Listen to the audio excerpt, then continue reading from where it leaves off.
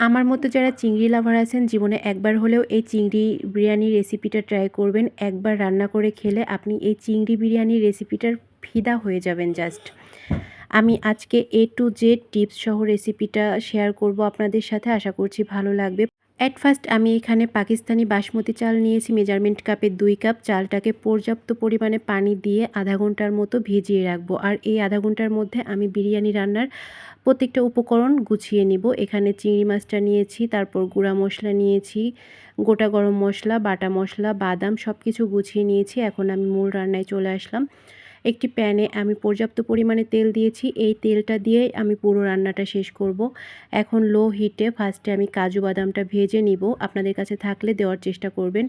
তাহলে রাইসটা খাওয়ার সময় প্রতিটা বাইটে যখন ভাজা কাজু বাদামটা পড়বে খেতে অসম্ভব ভালো লাগে। এরপর লবণ আর মরিচের গুঁড়া দিয়ে মাখিয়ে রাখা চিংড়ি মাছটা 1 মিনিটের মতো ভেজে নিয়েছি। এর থেকে বেশি ভাজবেন না, তাহলে চিংড়ি মাছটার জুসিনেসটা থাকবে না, ড্রাই হয়ে যাবে। এরপর ওই তেলের মধ্যেই দিয়ে দিচ্ছি গোটা গরম মশলা, তারপর পেঁয়াজ কুচি।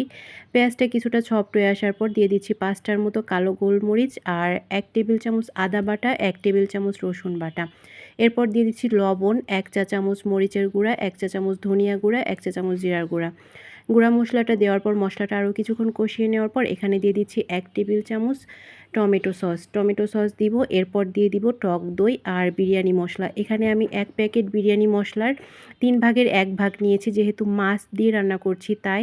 তারপর দিয়ে দিচ্ছি ফ্যাটানো টক দই। এগুলো দেওয়ার পর মশলাটা আরও কিছুক্ষণ কষিয়ে নিব। বেশ সময় নিয়ে মশলাটা আমি এখানে কষিয়ে নিব। এই মশলাটা আমি দুধ দিয়ে কষিয়ে নেব, যেহেতু বিরিয়ানি রান্না করছি তাই মশলাটাকে দুধ দিয়েই কষিয়ে নিচ্ছি। আমি এখানে কুসুম গরম পানির মধ্যে গুঁড়া দুধ দিয়ে তারপরে দুধটা রেডি করে নিয়েছি। তারপর মশলাটা ভালো করে কষিয়ে নেওয়ার পর এখানে দিয়ে দিচ্ছি আগে থেকে ভেজে রাখা চিংড়ি মাছ। চিংড়ি মাছটা দিয়ে আমি আরও কিছুক্ষণ কষিয়ে নেব। মোট কথা এই মশলাটা অনেকটা সময় নিয়ে আমি কষিয়ে নিয়েছি।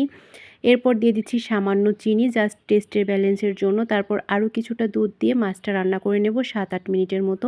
এর থেকে বেশি রান্না করব না। মাছটা কিছুক্ষণ রান্না করে নেওয়ার পর মাছটা আমি তুলে নিব।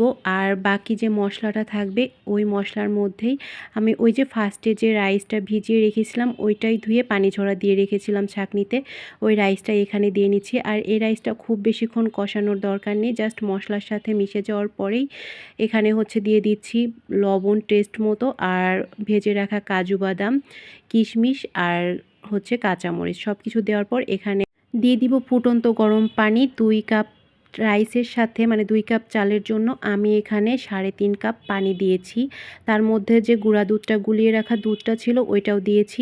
দুধ প্লাস পানি মিলিয়ে টোটাল আমি এখানে 3.5 কাপ ব্যবহার করেছি। কিছুক্ষণ রান্না করার পর পানিটা যখন শুকিয়ে যাবে তখন দিয়ে দিচ্ছি যে চিংড়ি মাছগুলো তুলে রেখেছিলাম ওই চিংড়ি মাছগুলো দেওয়ার পর আরও কিছুক্ষণ নেড়ে চেড়ে নিব। এরপর আমি এখানে দিয়ে দিব কিছুটা পেঁয়াজ বেরেস্তা। এরপর দিয়ে দিচ্ছি কেওড়া জল, খুবই অল্প পরিমাণে, আপনাদের কাছে গোলাপ জল থাকলে ওইটাও দিয়ে দিবেন একটুখানি। তারপর দিয়ে দিচ্ছি সব শেষে ঘি, আর এই ঘিটা শেষে ব্যবহার করবেন, তাহলে পুরো রাইসের মধ্যে ঘিয়ের সুন্দর একটা ফ্লেভার পাওয়া যাবে।